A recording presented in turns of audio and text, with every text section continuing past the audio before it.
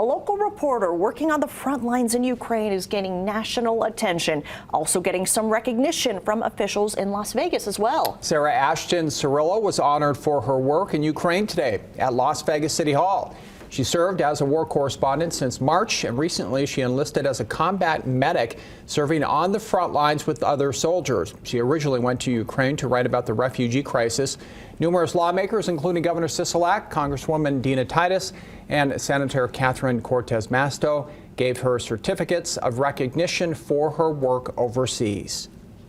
The reasons I'm fighting along with every other soldier are the reasons that the people in the United States and elsewhere can enjoy the lives they have here. And this week, she also met with members of Congress and was even asked to give one of her military uniforms to the Smithsonian Institute in Washington, D.C.